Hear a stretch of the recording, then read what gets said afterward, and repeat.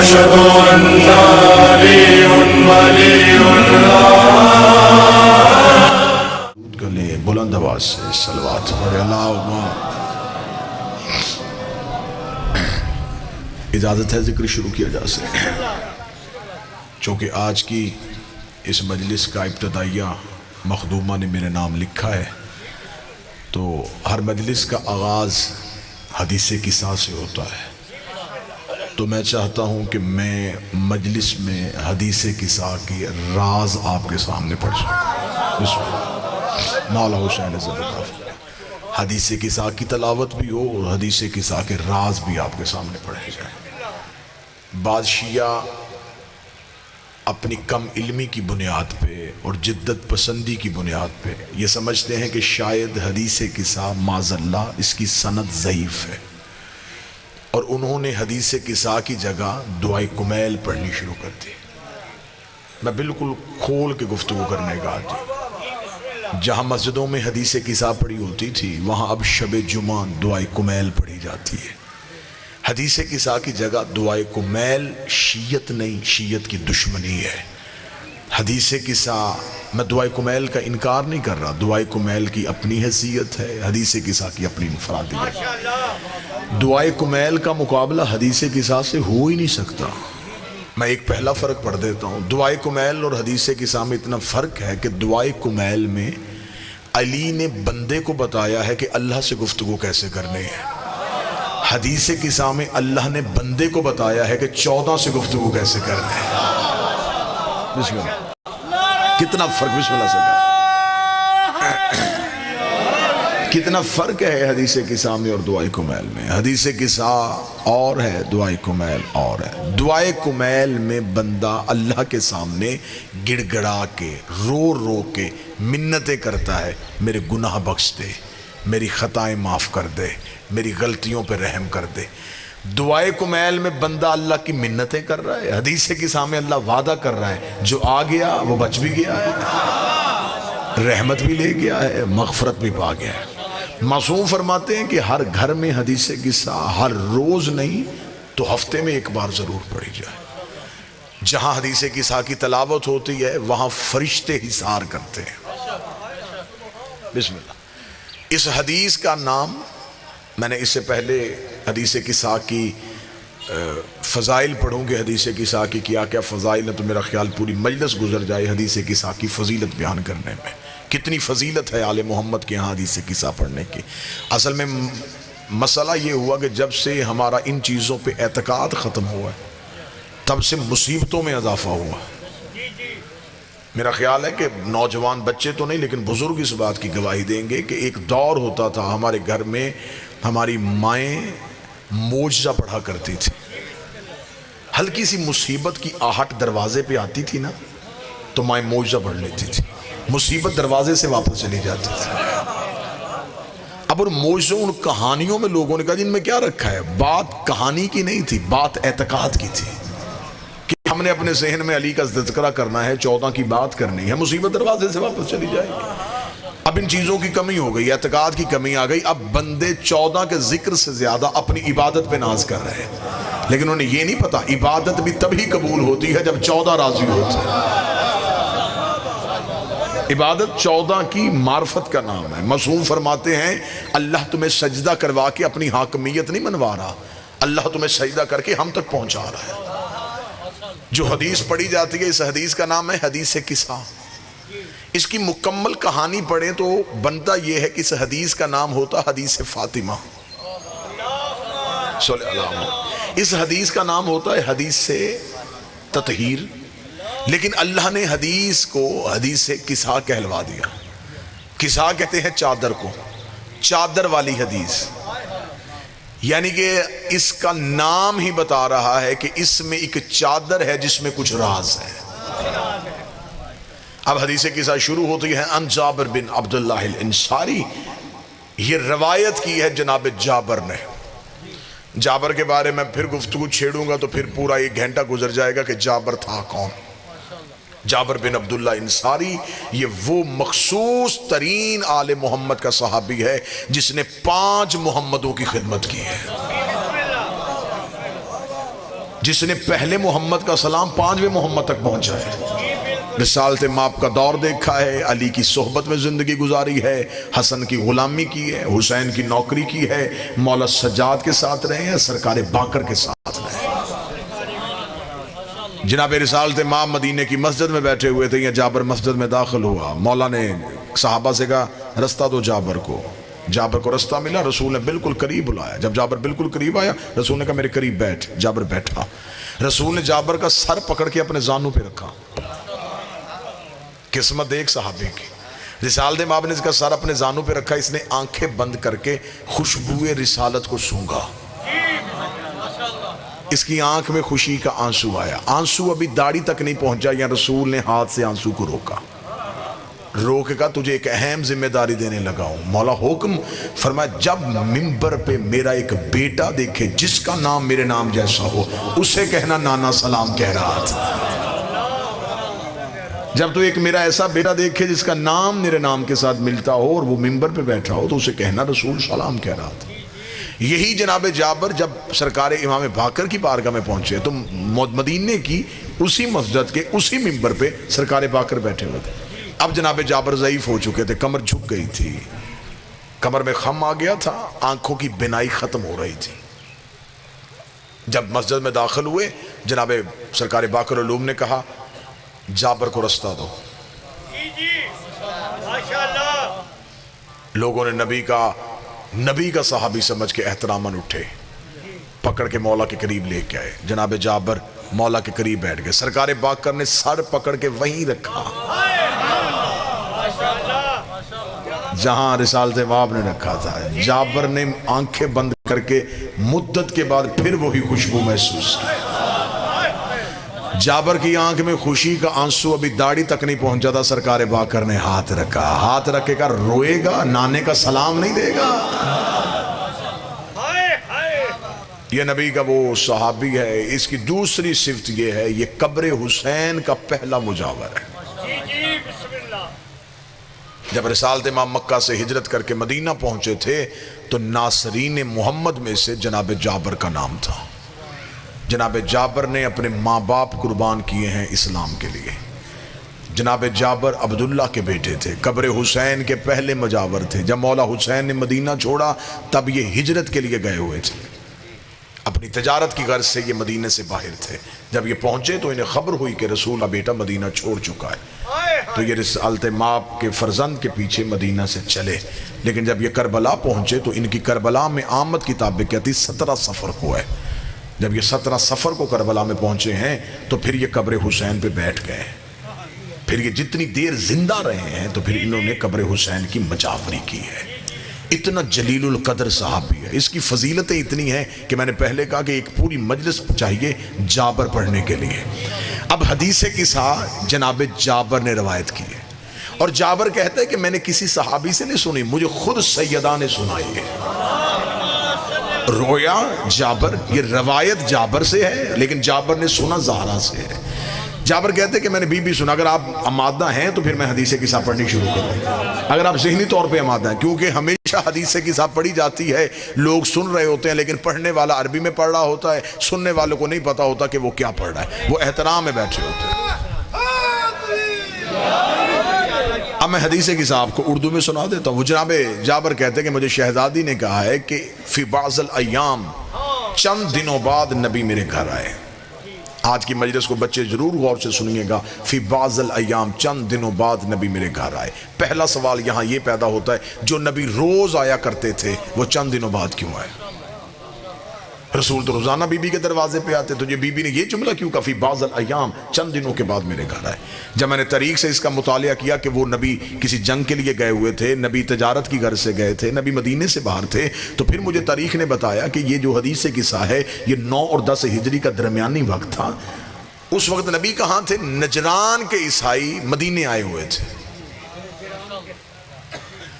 اور 3 دن تک وہ مدینہ مسجد میں قیام پذیر تھے، رسول ان کی میزبانی کر رہے تھے۔ 3 دن نبی گھر نہیں آئے، 3 دن مسلسل مسجد میں بیٹھ کے نجران کے عیسائیوں کی میزبانی بھی کرتے رہے، انہیں دین بھی بتاتے رہے۔ جب تیسرے دن انہوں نے کوئی بات نہیں مانی تو خدا نے کہا فَقُلْ تَعَالُوا نَدْعُوا أَبْنَاءَنَا وَأَبْنَاءَكُمْ، میرا حبیب اگر یہ نہیں مانتے تو پھر ان سے کہے یہ بیٹے لائیں ہم بیٹے لاتے ہیں، یہ نساء لائیں ہم نساء لاتے ہیں، یہ نفس لائیں ہم نفس لاتے ہیں۔ اب رسول مسجد سے اٹھ کے بیٹی کے دروازے پہ آئے۔ بی بی نے بعض الایام اس لیے کہا کہ 3 دنوں کے بعد نبی گھر آئے۔ اب جو گھر آئے ہیں بیٹی کا گھر سمجھ کے نہیں آئے۔ اب حدیث قصہ آگے چلی، نبی پہلے آتے تھے، سلام کرتے تھے، زہرا استقبال کرتی تھی، نبی ماتھا چومتے تھے، نبی جا کے حجرے میں بیٹھ جاتے تھے۔ اب حدیث قصہ کے جملے کہ نبی آئے، دروازے پہ رک گئے، رک کے نبی نے کہا ایتینی بالکساء الیمانی، زہرا مجھے چادر اوڑا، زہرا مجھے چادر اوڑا۔ اس کے آگے حدیث قصہ میں جملہ کا ضعف بدنی، نبی نے کہا کہ میں اپنے بدن پہ کمزوری محسوس کر رہا ہوں۔ پڑھنے والے نے آپ کو سنایا کہ رسالت امام معاذ بیمار تھے اور بخار کی وجہ سے کمزوری محسوس کر رہے تھے۔ میں 2 علموں کے درمیان بیٹھا ہوا ہوں۔ مذہب اہل بیت میں جو بیمار ہو جائے وہ نبی نہیں ہوتا، کیونکہ بیماری تب آتی ہے جب جسم پہ کنٹرول نہ رہے، تو جس کا جسم پہ کنٹرول نہ ہو اس کا کائنات پہ کنٹرول کیسے ہو سکتا ہے؟ نبی نے یہ نہیں کہا کہ زہرا میں بدن پہ کمزوری محسوس کر رہا ہوں، نبی نے زہرا کے دروازے پہ رکے گا، زہرا رسالت کمزوری محسوس کر رہی ہے، رسالت کمزوری محسوس کر رہی ہے۔ اب میرا مجمع مجھ سے پوچھے کہ رسالت میں کمزوری کیسی آ گئی؟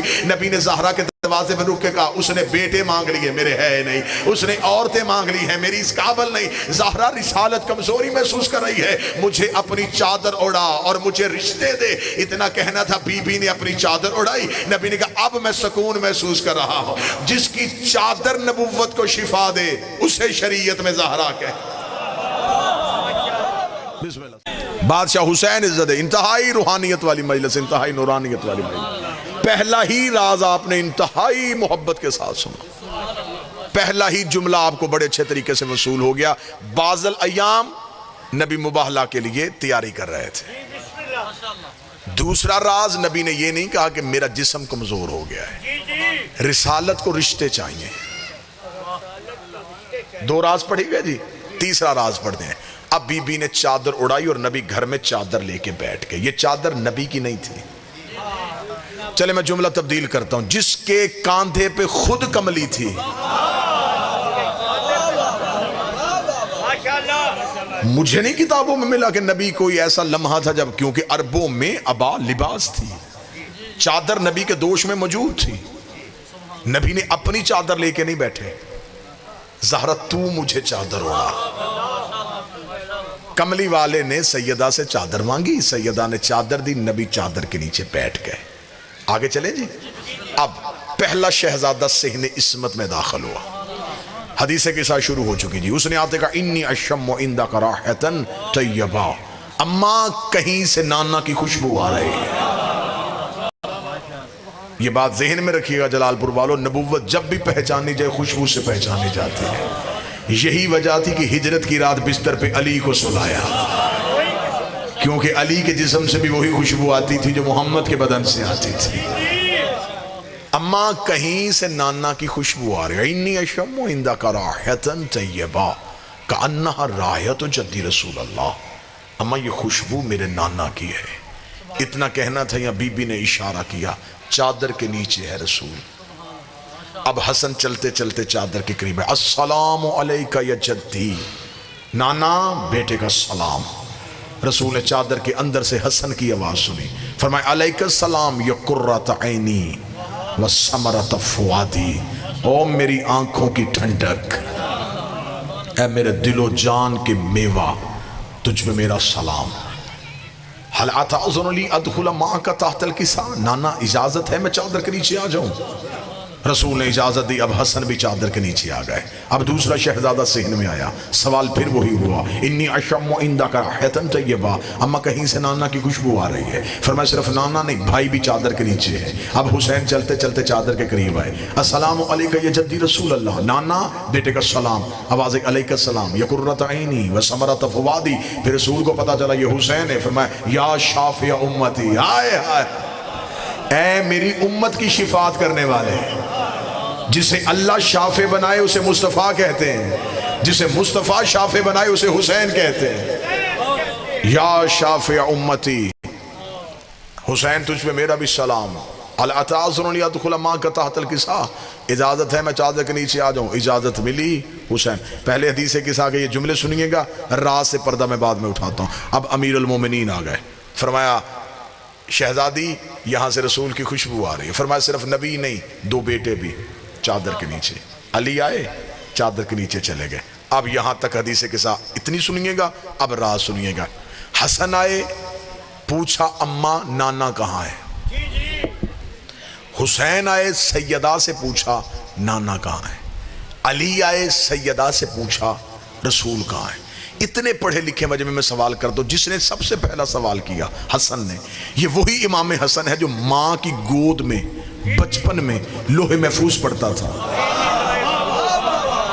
جو فرش میں بیٹھ کے عرش دیکھتا تھا، اسے گھر میں نانا نظر کیوں نہیں آیا؟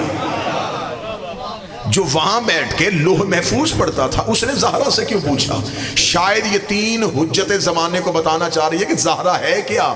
حسن نے بی بی سے پوچھا، حسین نے بی بی سے پوچھا، علی نے زہرا سے پوچھا۔ جس علی نے پوچھا وہ سلونی کا دعویٰ کرتا ہے، جس حسین نے پوچھا وہ نیزے کی نوک پہ قرآن پڑھتا ہے، جس حسن نے پوچھا وہ ماں کی گود میں لوح پڑھتا ہے۔ حسن بھی امام، حسین بھی امام، علی بھی امام۔ امام کہتے ہیں رستہ یا متوجہ صاحبان مکمل ہے؟ موضوع پسند ہے یا نہیں ہے جی؟ حسن نے بھی سیدہ سے پوچھا، حسین نے بھی سیدہ سے پوچھا، علی نے بھی سیدہ سے پوچھا۔ اگر آپ کی دلچسپی موضوع میں ہے تو اگلا نتیجہ اس سے بھی خوبصورت دینے لگاؤں۔ حسین نے اجازت مانگی تو چادر کے نیچے گئے، حسن کو اجازت ملی تو چادر کے نیچے گئے، علی جیسے امام کو رسول نے اجازت دی تو وہ چادر کے نیچے آئے۔ اب میرا مجمع مجھے بول کے بتائے یہ وہی حسین نہیں ہے جو رسول سجدے میں تھا تب پشت پہ آ کے بیٹھ گیا تھا، تب تو کاندھا پکڑ کے نہیں پوچھا کہ نانا اجازت ہے میں تیری نماز میں آ جاؤں؟ نماز میں بغیر اجازت کے، چادر میں اجازت مانگ کے، اس کا مطلب ہے وہ نماز کبریا ہے، یہ حجاب کبریا۔ وہاں بغیر اجازت کے چلا گیا، زہرا کی چادر میں بغیر اجازت کے نہیں۔ اب یہ چادر کے راز پڑھوں میں آپ کے سامنے، یہ چادر تھی کیا؟ دو جگہوں پہ مجھے نبی رکتا ہوا نظر آیا ہے۔ رسول کعبے میں جاتا ہوا دروازے پہ اجازت نہیں مانگی، رسول مسجد میں جاتے تھے، رسول مسجد کے دروازے پہ رک کے اجازت نہیں مانگی۔ دو جگہوں پہ نبی رکتے تھے، ایک سیدہ کے دروازے پہ، ایک جب معراج پہ گئے تو پردے کے باہر رکے، یا ادھر رکے ہیں یا ادھر رکے ہیں۔ اب مجھے نہیں پتا، میرا تو عقیدہ ہٹ کے ہے، مجھے تو سمجھ نہیں آ رہی، یا وہاں بطور رہتی ہے یا یہاں توحید رہتی ہے۔ کوئی بول سکے تو زحمت فرمائے گا سرکار۔ یا وہاں اجازت مانگی گئی ہے یا پھر یہاں اجازت مانگی گئی۔ اجازت ہے میں چادر کے نیچے آ جاؤں۔ علی کو اجازت مل گئی، حسن کو اجازت مل گئی، حسین کو اجازت مل گئی۔ اب سیدہ ابھی تک نہیں آئی، چادر ادھوری ہے۔ جو ہی سیدہ چادر کے اندر آئیں، اب رسول نے چادر کے پلو پکڑے، بِطَرَفِ الْكِسَاءِ وَأَوْمَا بِيَدِهِ الْيَمْنَى إِلَى السَّمَاءِ۔ رسول نے چادر کے دونوں پلوؤں کو تھام کے کہا اللہم اِنَّا ہَؤُلَاءِ اہلُ بیتی، میرے اللہ یہ ہیں میری اہل بیت، یہ ہے میری اہل بیت۔ ادھر رسول نے کہا یہ میری اہل بیت ہیں تو عرش پہ ہلچل مچ گئی۔ فرشتوں نے پوچھا وَمَن تَحْتَ الْكِسَاءِ، یہ چادر کے نیچے کون ہے؟ یہ جو فرشتوں نے پوچھا نا وَمَن تَحْتَ الْكِسَاءِ، یہ لا علمی نہیں، اس کا مطلب یہ نہیں کہ فرشتے جاہل تھے، فرشتوں نے سوال دہرایا۔ اگر کوئی بندہ علم سننے والا بیٹھا تو یقیناً اگلی سطر پہ تائید کرے گا، یہ فرشتوں نے ومن کہہ کے سوال کو دہرایا ہے۔ یہ سوال ایک بار نہیں دوسری بار ہوا ہے۔ یہ پہلی بار کب ہوا تھا؟ جب خدا نے فرشتوں سے کہا تھا آدم کو سجدہ کرو، فرشتوں نے کہا کیوں کریں؟ خدا نے کہا بتاؤ یہ کون ہے، بتاؤ یہ کون ہے؟ فرشتوں نے کہا ہم نہیں جانتے۔ فرمایا آدم تو نام پڑھ، آدم نے نام پڑھے، خدا نے کہا اب سجدہ کرو۔ اس وقت خدا نے پوچھا تھا بتا یہ کون ہے، بتا یہ کون ہے۔ آج فرشتوں نے پوچھا اب بتا یہ کون ہے، اتنا کہنا تھا۔ اب آواز خدائی ہم فاطمہ تو و ابوہا و بالوہا و بنوہا، ایک زہرا ہے، ایک زہرا کا بابا ہے، ایک سیدہ کا شوہر ہے، دو سیدہ کے بیٹے ہیں۔ میرے اللہ رسول کلام تو نہیں جانتا تو کون جانتا ہے؟ تو یہ کہہ دیتا ایک مصطفیٰ ہے، ایک مصطفیٰ کی بیٹی ہے، ایک مصطفیٰ کا بھائی ہے، دو مصطفیٰ کے نواسے ہیں۔ تو انہیں تعارف زہرا کا نام لے کے کیوں کروایا جبکہ چادر میں چار مرد موجود تھے؟ چار مردوں کے ہوتے ہوئے مستور کا نام دے کے تعارف کروایا۔ خدا نے کہا اس لیے زہرا کا نام لے کے تعارف کروایا. اگر میں کہتا محمد ہے, محمد کی بیٹی ہے, کل کوئی مولوی بھونک دیتا بیٹی تھی لیکن زہرا نہیں تھی, بیٹی تھی لیکن زہرا نہیں تھی, نبی کی اور بھی بیٹیاں تھی. میں نے فاطمہ کہہ کے دنیا کو بتایا ہے کہ اہل بیت محمد کے رشتہ داروں کا نام نہیں, اہل بیت زہرا کے رشتہ داروں کا نام.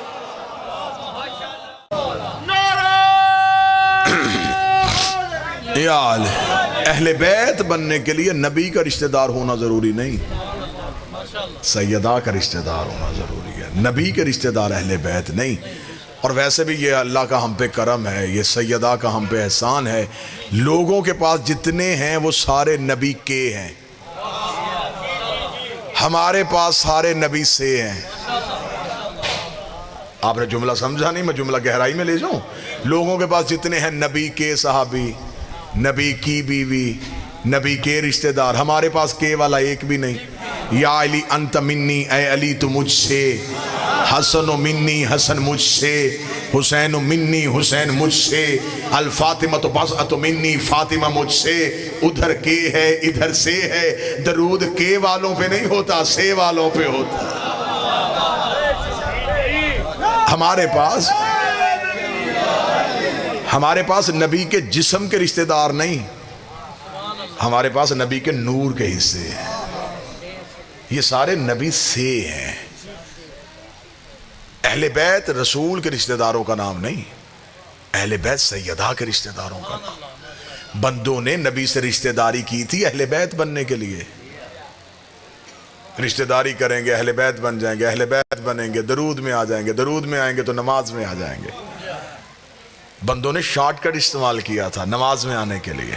خدا نے تطہیر کا دروازہ لگا دیا. خدا نے اہل بیت کا تعارف کروا ہی زہرا کے نام سے دیا کہ جتنی مرضی نبی سے رشتہ داری کر لو, نبی کے رشتہ دار تو اہل بیت میں آئیں گے نہیں, اہل بیت ہوں گے سیدہ کے رشتہ دار. اب جب نبی نے, اللہ نے سیدہ کی شرط لگا دی تو اب بندوں نے پھر اہل بیت میں آنے کے لیے رسول سے آ کے بیٹی کا رشتہ مانگا. چلے ہمیں سیدہ کا رشتہ دے دیں. اب جو کتاب میں جملے میں بالکل بعین ہی وہ پڑھنے لگا ہوں. جب لوگوں نے کہا کہ ہمیں بیٹی کا رشتہ چاہیے, رسول کا جواب سونے کا قلم ہو, میں کعبے کی پیشانی پہ جملہ لکھوں. رسول نے کہا تمہیں کس نے کہا ہے کہ میری بیٹی کی شادی کا اختیار میرے پاس ہے؟ تو بیٹھا ہے سننے والا نہیں بیٹھا؟ تمہیں کس نے کہا ہے کہ میری بیٹی کی شادی کا اختیار میرے پاس ہے؟ وہ بھی سامنے عرب کے لوگ تھے. انہوں نے کہا تجھے سورج پلٹانے کا اختیار ہے, تجھے چاند اور ٹکڑے کرنے کا اختیار ہے, تو پتھروں کو کلمہ پڑھوائے یہ تیرا اختیار ہے, تو درختوں کو چلائے یہ تیرا اختیار ہے. بیٹی کی شادی کا اختیار تیرے پاس کیوں نہیں؟ شادی کو تو ولی کی اجازت ہوتی ہے اور تو بیٹی کا ولی ہے. جو جواب رسول نے دیا, قلم ٹوٹ گئی ہے بندوں کی. رسول کا جواب سننا اور چہروں پہ نور ولایت آ جائے گا. رسول مسکرا کے فرماتے ہو جاہلو, میں مسلمان بناتا ہوں معصوم نہیں بناتا. ہائے ہائے, میں مسلمان بناتا ہوں معصوم نہیں بناتا. بیٹی ہے معصومہ, رشتہ چاہیے معصوم, معصوم بناتا ہے وہ جانے. اور وہ عصمت کے معاملے میں اتنا سخت ہے, وہ مریم کو بغیر شوہر کے بیٹا دے دیتا ہے. معصومہ غیر کے گھر نہیں بھیجتا. خدا نے مریم کو بغیر شوہر کے بیٹا دیا, اور بیٹا بھی عام نہیں دیا, نبی دیا. پھر اسے روح اللہ بنایا. عیسیٰ جیسا بیٹا بغیر باپ کے دیا. چلیں آپ آمادہ ہیں, اور بڑی بہت بہترین صبح مجلس اور بڑا ہی کمال مجمع جو بڑی آمادگی کے ساتھ گفتگو کو سن رہا ہے. اللہ نے جناب مریم کو بغیر شوہر کے بیٹا کیوں دیا؟ اس میں راز کیا ہے؟ اب جو راز کتابوں میں پڑھا, میں پہلے وہ پڑھ دیتا ہوں, پھر جو نوکر پہ خیرات ہے وہ پڑھ دیتا ہوں. کتابوں نے کہا کہ اللہ نے جناب عیسیٰ کو بغیر باپ کے اس لیے پیدا کیا کہ جناب مریم معصومہ تھی, اور اس دور میں مریم کا کف نہیں تھا. ایسا ہی ہے, یہی جواب ملا ہے نا آپ کو کہ اس دور میں جناب مریم کا کف نہیں تھا. اللہ نے بغیر شوہر. بابا جی اگر یہ علم کو تھوڑا سا باندھ دینا تو مجھے یہ دیکھنے میں آسانی ہو جائے. درود سارے حضرات مل کے بلند آواز سے.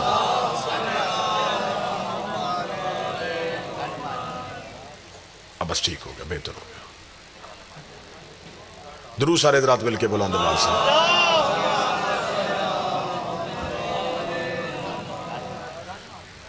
متوجہ ہیں سامان جی؟ اللہ نے جناب مریم کو بغیر شوہر کے بیٹا کیوں دیا؟ انہوں نے کہا جی بغیر شوہر کے اس لیے دیا کہ جناب مریم کے دور میں دوسرا معصوم کوئی نہیں تھا، ہم پلہ نہیں تھا، ایک ہی معصوم تھا وہ جناب زکریا تھے، اور وہ رشتے میں خالو لگتے تھے، اس لیے اللہ نے بغیر شوہر کے بیٹا دیا۔ ٹھیک ہے جی، یہ بات میں بھی تسلیم کر گیا، قوم نے بھی کر لی تھی، میں بھی کر لیتا ہوں، لیکن حقیقتیں بڑی مشکل سے نیچے اترتی ہیں۔ سادہ چیز تو نیچے اتر جاتی ہے، حقیقت مشکل سے نیچے اترتی ہے۔ اب حقیقت جو ہے وہ مولویوں کے یہاں پھنس گئی، وہ نہیں بتائی اور میٹھی گولی قوم کو دے دی، اور قوم اسی پہ آمادہ ہو گئی کہ ہاں بھائی یہ دلیل ٹھیک ہے۔ اس کے آگے کسی نے ریسرچ کرنے کی ضرورت ہی محسوس نہیں کی۔ میرا طالب علم ہونے کی حیثیت سے جس بندے نے یہ جواب دیا اس پہ میرے دو سوال ہیں۔ اگر اللہ کی یہ مجبوری تھی، اللہ کو اس دور میں معصوم کوئی نہیں ملا، تو معصوم پیدا کون کرتا ہے؟ تو وہ کر دیتا۔ بھئی یہ مجبوری مخلوق ہی ہو سکتی ہے کہ ہمیں معصوم کوئی نہیں ملا، اس کی مجبوری کیسی؟ وہ مجبور تو ہے ہی نہیں۔ دو نقصان کروا لیے، فطرت توڑی، جبکہ اس نے خود کہا ہے کہ میں اپنے قانون نہیں توڑتا، یہاں ٹوٹ گیا، فطرت بدل دی، بغیر شوہر کے بیٹا دے دیا۔ دوسرا نقصان کیا ہو گیا؟ توحید خطرے میں ڈال دی،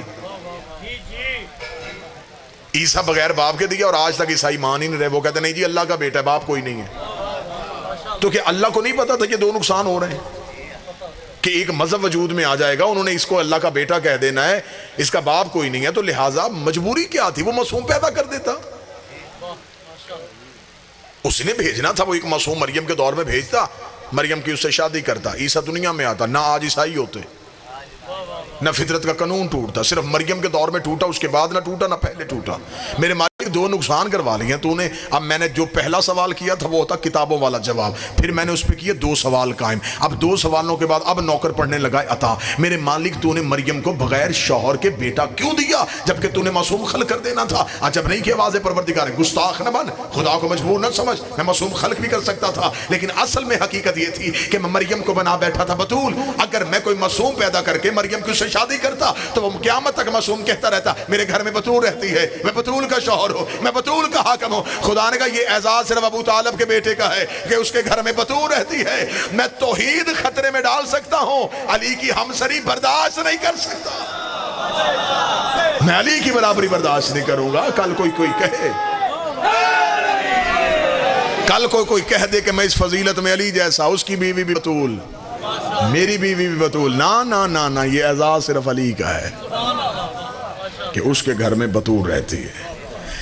جو اللہ علی کی ہمسری نبیوں میں برداشت نہیں کرتا وہ عرب کے کمیوں میں برداشت کرے گا؟ میں کسی بندے کا موازنہ علی سے کیوں پڑھوں؟ میں کسی مکے کے بندے کا مقابلہ علی سے پڑھوں؟ بِطَرَفِ الْقِسَا وَأَوْمَ بِيَدِ الْيُمْنَى إِلَى السَّمَاءِ موضوع ہے چادر کے پلوؤں کو تھام کے کہا میرے اللہ یہ ہے میری اہل بیت۔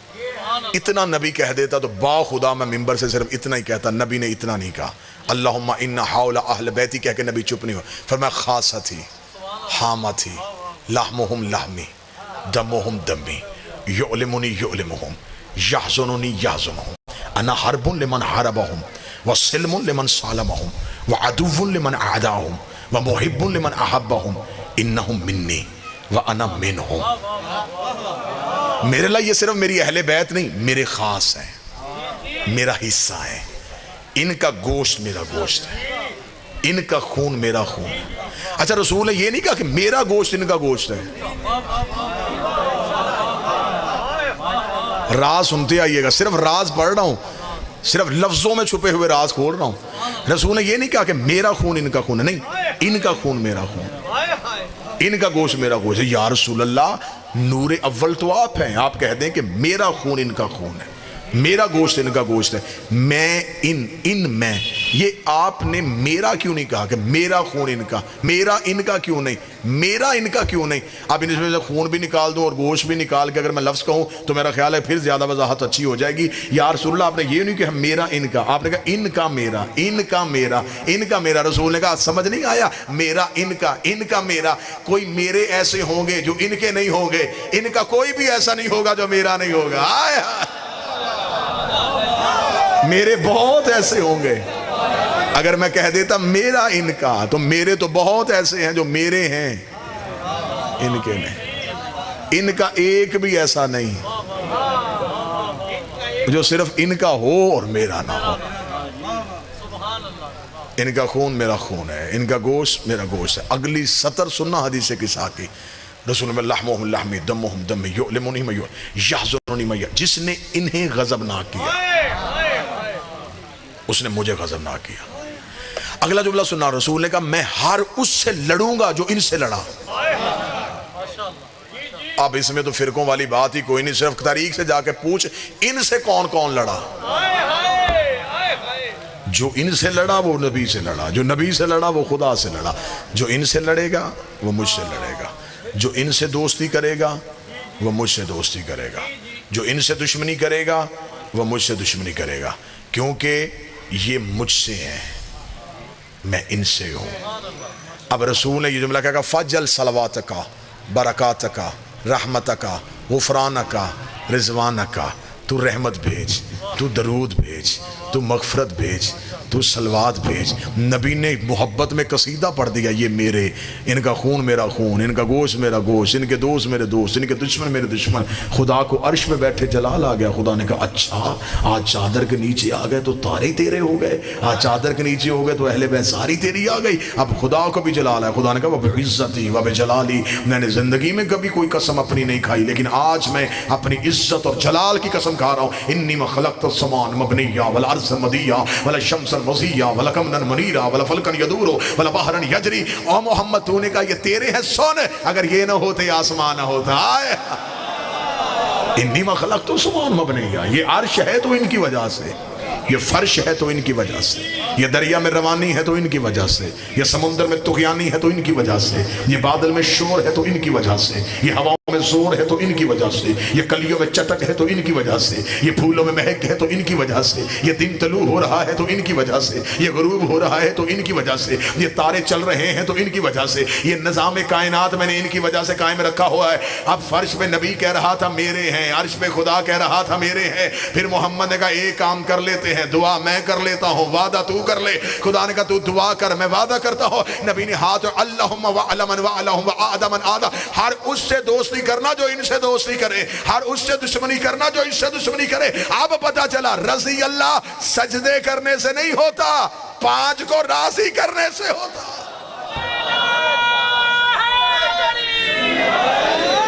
ہر اس سے دوستی کرنا، اب نمازوں سے راضی نہ ہونا۔ کہ نبی نے چادر میں بیٹھ کے کہا اب نمازوں سے راضی نہ ہونا، اب اپنے سجدوں سے راضی نہ ہونا، راضی تب ہونا جب یہ ہوں۔ اب دوستی کا معیار بدل، اب تیری دوستی نہیں، ان کا دوست تیرا دوست، ان کا دشمن تیرا دشمن ہے۔ ہر اس سے دوستی کرنا جو ان سے دوستی کرے، ہر ان سے دشمنی کرنا جو ان سے دشمنی کرے۔ اب خدا نے کیا کہا تھا کہ مجھے اپنی عزت اور جلال کی قسم، توجہ میری طرف رکھیے گا، مجھے اپنے عزت و جلال کی قسم کہ میں کچھ بھی نہ بناتا اگر یہ نہ ہوتے۔ میرا خیال ہے یہ بات ادھوری رہی ہے، میں اسے مکمل کر دیتا ہوں۔ مجلس ہو رہی ہے، آج صاحبان لگا ہوا ہے، قالین بچھا ہوا ہے، ممبر سجا ہوا ہے، مومنین بیٹھے ہیں۔ آپ کل کو اسی جگہ پہ آئیں گے، نہ صاحبان ہوگا، نہ قالین ہوگا، نہ ممبر ہوگا۔ دروازے پہ کھڑا ہو کے کوئی بندہ پوچھے کہ وہ کل والا صاحبان قالین ممبر کناتیں کہاں گئی، تو کوئی کہے گا وہ سب کچھ تھا مجلس کی وجہ سے۔ مالک حسین عزت فرمائے جو پہلے لمحے میں مومن بولے، اس کا مطلب ہے کہ اس کا ذہن مجلس میں ہوتا ہے۔ وہ سب کچھ جیسے سب تھا مجلس کی وجہ سے، مجلس ختم انتظام ختم، اس کا مطلب ہے یہ سب کچھ مجلس کی وجہ سے۔ خدا کہتا ہے مجھے عزت اور جلال کی قسم، میں نے زمین ان کی وجہ سے بنائی ہے، آسمان ان کی وجہ سے بنا۔ تو اب جلال پور کا مجمع بول کے مجھے بتائے، اللہ سے سوال نہ کرے میرے مالک اگر ان میں سے سارے چلے گئے ہیں تو زمین لپیٹ دے، آسمان گرا دے، سورج بجھا دے، چاند واپس لے جا، تو نے سب کچھ ان کی وجہ سے بنایا۔ جب یہ ہی نہیں تو پھر زمین و آسمان کیسا؟ خدا نے کہا گستاخ نہ بن، یہ تھے نہیں، یہ ہیں۔ ان کا کوئی نہ کوئی محمد ابھی بھی ہے۔ یہ تھے نہیں. کوئی محمد ابھی موجود ہے جس کی وجہ سے آسمان بچا ہوا ہے, زمین سجی ہوئی ہے. کوئی محمد ابھی ہے جس نے کائنات کے نظام کو روکا ہوا ہے. کوئی محمد ہے جو نظام کائنات چلا رہا ہے. آج کے شیعوں کے لیے مدت پہلے صادق کی بارگاہ میں ایک صحابی نے سوال کیا تھا, اس دور کے شیعوں کے لیے نہیں, تمہارے لیے کیا تھا. وہ جواب مولا کا سننا اور اپنا عقیدہ ٹھیک کر لینا. اس بندے نے امام سے کہا, مولا جس دور میں آپ میں سے کوئی بھی نہیں ہوگا, اس دور کے شیعہ مسائل کس سے پوچھیں گے؟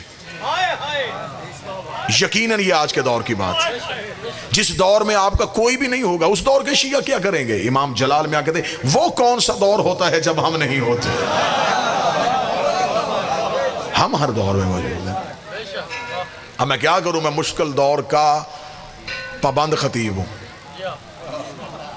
مجھے حقائق پڑھنے بھی ہوتے ہیں اور ہوا کے جھونکے کی طرح گزرنا بھی ہوتا ہے. میں چاہتا ہوں کہ قوم کے سامنے یہ امانتیں پڑھی جائیں, لیکن اشارہ اتنا بہتر استعمال کیا جائے کہ جتنا بہتر اشارہ میری قوم سمجھتی ہے, اتنا روئے زمین پہ کوئی قوم نہیں سمجھتی. میں اشارہ دینے لگا ہوں, جو اشارہ سمجھے گا مجھے چہرے سے پتہ چل جائے گا. یہاں اشارہ, پیاسے کا کام ہے چشمے کو ڈھونڈنا. بابا جی اشارہ سمجھے گا, پیاسے کا کام ہے چشمے کو ڈھونڈنا.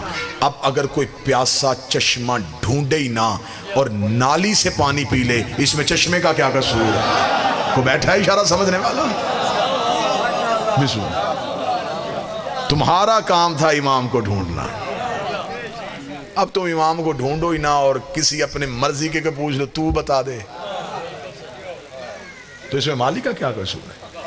اچھا سوال پوچھنے کے لیے کہتے جی امام ہے ہی نہیں, مدد مانگنے کے لیے امام سے, پھر جس سے جواب مانگا اسے مدد بھی مانگ. اگر وہ تیری مشکل کشائی کر سکتے ہیں تو وہ تجھے تیرے مسئلوں کا حل بھی بتا سکتے ہیں. انہیں بتانا آتا ہے, ہمیں پوچھنا نہیں آ رہا. ہم نے اپنی جہالت چھپانے کے لیے کہہ دیا وہ پردے میں ہے. وہ پردے میں کیسے ہیں؟ وہ تو ظاہر ہے. ہماری آنکھوں کے آگے پردے ہیں. ہماری آنکھوں کے آگے دنیا داری کا پردہ, تعصب کا پردہ, ہوس کا پردہ, ہرس کا پردہ. یہ پردے ہٹا, تجھے حجت نظر آئے. اگر یہ نظر نہ آ سکتے ہوتے, میں بہت بڑی بات کہنے لگا ہوں, اگر یہ نظر نہ آ سکتے ہوتے تو یہ مرنے کے بعد بھی نہ آتے. موت کے وقت سرحانے کس کی کرسی ہوتی ہے؟ علی کی. علی نظر آیا, کیوں نظر آیا؟ اس لیے کہ دنیا کے پردے ہٹ گئے. دنیا کے پردے ہٹے, حجت نظر آ گئی. تو ابھی زندہ ہٹا, حجت ابھی نظر آ جائے گی. حجت نظر میں آ سکتی ہے, تو پردے ہٹا. مرنے کے بعد بھی تو نہیں بدلا, تیرے اعمال بھی وہی تھے. امام فرماتے ہیں, ہم سے ملاقات کے لیے جو شیطان ہمارے ماننے والے کے دل میں پہلی رکاوٹ ڈالتا ہے, وہ یہ ڈالتا ہے کہاں ہم کہاں وہ. آج بھی کسی شیعہ سے پوچھو جی امام سے ملاقات ہو سکتے, وہ کہتے ہیں ہم گناہگار ہیں. وہ امام کہتے ہیں یہ پہلی رکاوٹ ہے تمہاری اور ہماری ملاقات میں, جو تمہارے دل میں ابلیس نے ڈالی ہے. کہاں تم اور کہاں ہم. دو علموں کے درمیان معصوم کا فرمان سنو. معصوم فرماتے ہیں, اگر ہم تمہیں تمہارے گناہوں کی وجہ سے دور رکھتے تو ہم تمہارے دل میں اپنی ولایت ہی کیوں ڈالتے؟ اگر ہم نے تمہارا ظرف اس قابل سمجھا ہے کہ اپنی ولایت تمہیں دی ہے, تو یقیناً ہم تمہیں ملنا چاہتے ہیں. ہم تمہیں ملنا چاہتے ہیں. ہماری طرف سے انکار نہیں ہے, تمہاری طرف سے انکار ہے. ہم ملنے سے نہیں گھبرا رہے, تم ملنے سے گھبرا رہے. امام فرماتے ہیں کہ میں بہت دفعہ منبر سے یہ جملہ پڑھ چکا ہوں, لیکن میں اپنی قوم کے بچوں کو رٹانا چاہتا ہوں. امام فرماتے ہیں, اپنے گھر میں دسترخوان سجاؤ تو ایک فرد کی جگہ خالی چھوڑ دو. بچے ماں باپ سے پوچھیں یہ کس کی جگہ ہے, تو اس سے کہو ہمارا امام ہمارے دسترخوان پہ آئے گا.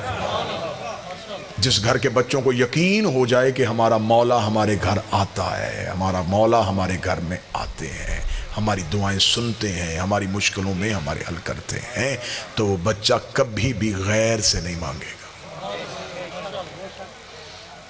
مولا فرماتے ہیں, ہمیں دکھ ہوتا ہے جب ہمارے ہوتے ہوئے تم کسی سے مانگتے ہو. یہ یقین ہے کہ امام, کسی شیعہ سے پوچھو امام زندہ ہے, زندہ ہے, موجود ہے, موجود ہے, دیکھ رہے ہیں, دیکھ رہے ہیں. لیکن پھر بھی اس کے باوجود ہم غیروں کے دروازے پہ کھڑے, میرا یہ کام کروا دے, میری یہ مشکل حل کروا دے، میری یہ مشکل حل کروا دے۔ امام نے کہا یہ رکاوٹ تم نے ڈالی ہے، تم ہم سے مانگنا شروع کرو، ہم تمہیں دینا شروع کریں گے۔ تمہارے مانگنے میں دیر ہو سکتی ہے، ہمارے دینے میں دیر نہیں ہو سکتی۔ حدیث قصہ کے راز جتنے کم علمی کی بنیاد میں پڑھ سکتا تھا میں نے آپ کے سامنے پڑھے۔ ان 14 کو صرف ماننا نہیں، ان کی معرفت شرط ہے۔ انہیں پہچانو، یہ ہیں کون، ان کی معرفت کیا ہے۔ یہ انہوں نے کرم کر دیا ہے کہ انہوں نے ہمارے دل میں اپنی محبت پیدا کر دی۔ اب ہمارے دل میں ان کی محبت ہے، ان کی ولایت ہے۔ کتنا بہتر جملہ علی نے ہمارے لیے کہا ہے۔ مولا فرماتے ہیں میں اپنے دشمن کو دنیا بھی سجا کے دے دوں، وہ پھر بھی مجھے نہیں مانے گا۔ خود علی فرما رہے، نہج البلاغہ میں فرما رہے، مولا فرماتے ہیں میں اپنے دشمن کو ساری دنیا بھی دے دوں، وہ پھر بھی مجھے نہیں مانے گا۔ اور پھر جو تم پہ فخر کیا وہ سننا۔ علی فرماتے ہیں میں اپنے محب کی ناک پہ تلوار رکھ کے کہوں میری محبت مجھے واپس کر، وہ پھر بھی نہیں کرے گا۔ وہ میرے کہنے پہ بھی مجھے واپس نہیں کرے گا۔ علی کو اتنا ناز ہے اپنے شیعہ پہ۔ ایک بندے نے کوفے میں آ کے کہا تھا، اس نے کہا یا علی میں غریب ہو گیا ہوں، تیری محبت کا فائدہ کیا ہے؟ علی نے چہرہ پھیر لیا، اس نے کہا میں مانگنے کے لیے آیا تھا، آپ نے رخ کیوں بدلا؟ امام نے فرمایا حق کے امام کے سامنے جھوٹ بولتا تجھے شرم نہیں آتی؟ اس نے کہا مولا میں نے کیا جھوٹ بولا؟ فرمایا قیمتی چیز اپنے پاس رکھ کے خود کو غریب نہیں کہتے۔ اس نے کہا مولا میرے گھر میں کوئی قیمتی چیز نہیں۔ مولا فرمایا اس وقت بھی تیرے پاس وہ چیز ہے۔ مولا کوئی چیز بھی نہیں ہے۔ امام نے فرمایا ابھی سودا کر لیتے ہیں، میری محبت مجھے واپس کر، کائنات کے خزانے تجھے دیتا ہوں۔ قدموں میں گر کہتا دو جہاں بھی تول کے دے، میں تیری محبت پھر بھی واپس نہیں کروں گا۔ علی مسکرا کے فرماتے اتنی قیمتی چیز اپنے پاس رکھ کے خود کو غریب کیسے کہلوا رہا تھا؟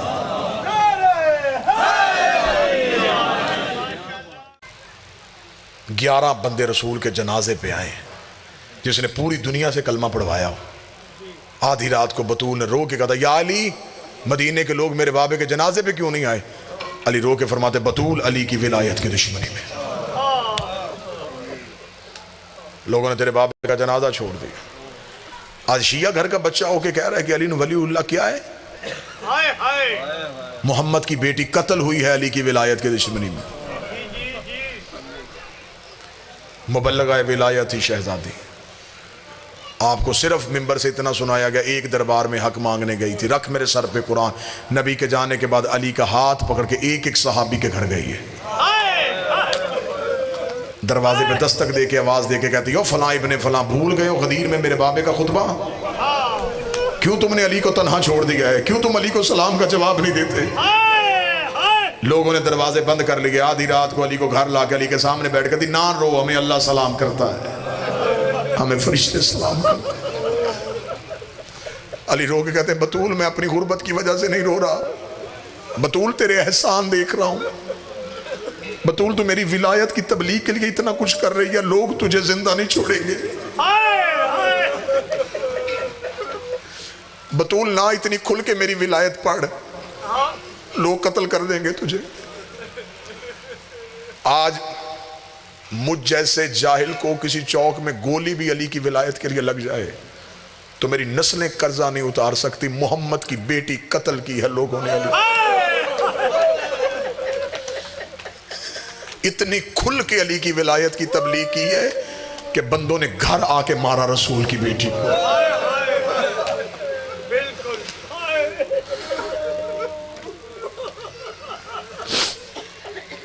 ابھی میں آپ کے سامنے جو چادر کے راز پڑھ رہا تھا، یہ چادر لٹ گئی علی کی ولایت کی خاطر، قتل ہو گئی رسول کی بیٹی علی کی ولایت کی وجہ سے۔ آدھی رات کو تنہا جنازہ پڑھا ہے اور علی جنازے پہ بیٹھا رو رہا ہے، رو کے کہہ رہا بطول ایک تو ہی تو تنہا میری ولایت کی مبلغہ تھی، بطول پہلے بابا چھوڑ کے گیا، اب تو چھوڑ کے چلی گئی، اب میری ولایت کون منوائے گا؟ علی بطول کے جنازے پہ اتنا کہہ رہا تھا، یا پیچھے سے علی کی بیٹی آئی، بابے کے گلے میں باہیں ڈال کے کہتی نہ رو ابھی زینب زندہ ہے۔ بابا لوگوں نے تیری ولایت کی خاطر اگر تیرے بیٹے بھی قتل کر دیے نا تو تیری بیٹی زندہ ہے۔ کیوں مارا کربلا میں رسول کا بیٹا حسین؟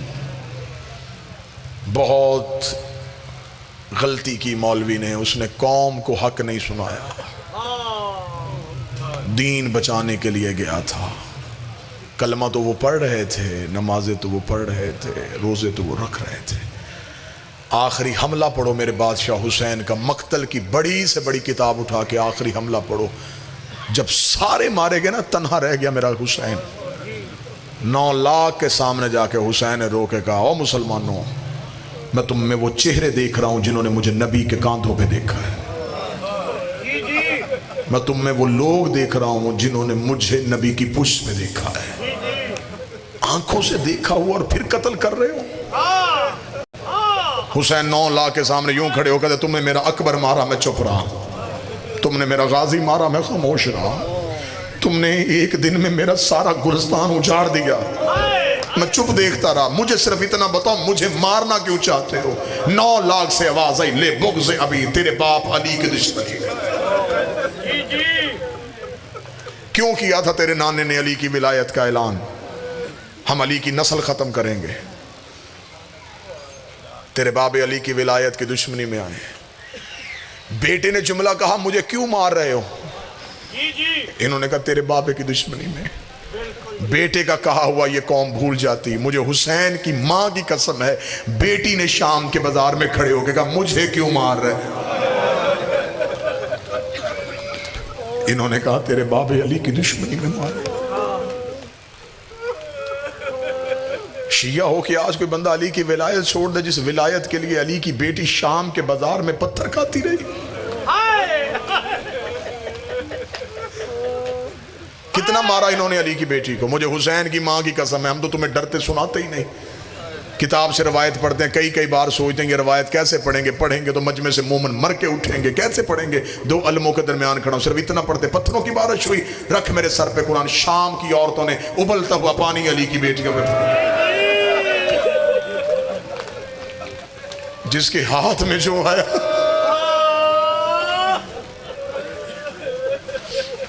بسم اللہ باج، بسم اللہ واجب الاحترام قابل صد احترام جناب سید زیگم شاہ جی تشریف لے آئے، بس 2 سطر مصیبت کی پڑھوں، انہی کا انتظار تھا۔ مولا سید الساجدین کہتے ہیں جب بازار عبور کیا دیوار کے ساتھ لگ کے کھڑی ہوئی علی کی بہویں، سجاد کہتے ہیں میں پہچان ہی نہیں سکا ان میں اکبر کی ماں کون ہے، اصغر کی ماں کون ہے، قاسم کی ماں کون ہے، میں غیر سید ہوں، مجھ سے بازار شام آج تک نہیں پڑھا گیا کہ کیسے گزری تھی علی کی بیٹی۔ بہنیں بیٹیاں لے کے ہر کوئی جاتا ہے، کوئی بازار میں شاپنگ کے لیے جاتا ہے، کوئی بیٹی سکول چھوڑنے جاتا ہے، کوئی کالج چھوڑنے جاتا ہے، اگر بازار میں مردوں کا رش ہو بھائی آگے چلتا ہے بہن پیچھے چلتی، رش زیادہ ہو تو وہ بھائی ہاتھ سے رش ہٹاتا ہے، جس کو ہاتھ لگتا ہے نا وہ پیچھے مڑ کے دیکھتا ہے، جب وہ دیکھتا ہے اس کے ساتھ پردہ دار ہے تو وہ رستہ دے دیتا ہے، اس نے رستہ اپنے لیے نہیں مانگا، اس کے ساتھ پردہ دار ہے۔ گجرات کتنا رولے گا جس نے علی کی بیٹی کا رستہ بنانا تھا، اس کے ہاتھ بدے ہوئے تھے، وہ پورے بازار میں صرف اتنا کہتا رستہ چھوڑو میرے ساتھ میری ماں آ رہی ہے، رستہ چھوڑو میرے ساتھ میری بہن۔ کسی نے رستہ دیا؟ رش اتنا زیادہ ہو گیا کہ علی کی بیٹی سے چلنا مشکل ہو گیا۔ میں نے تو منبر پہ کہا ہے با خدا بھی تک بازار شام نہیں پڑھا گیا، بازار شام میں کوئی ایک مصیبت آئی ہے جو سجاد کا حجت ہو کے جگر پھٹ گیا؟ جب لوگوں نے جان بوجھ کے بھیڑ اتنی زیادہ کر دی کہ علی کی بیٹی سے چلا نہ جا سکے، پھر روتی روتی زمین پہ بیٹھ گئی، رو کے کہتی سجاد اب مجھ سے کھڑا نہیں ہوا جا رہا، پھر آدھا بازار ایسے عبور کیا ہے جیسے اکبر کی لاش پہ حسین آیا۔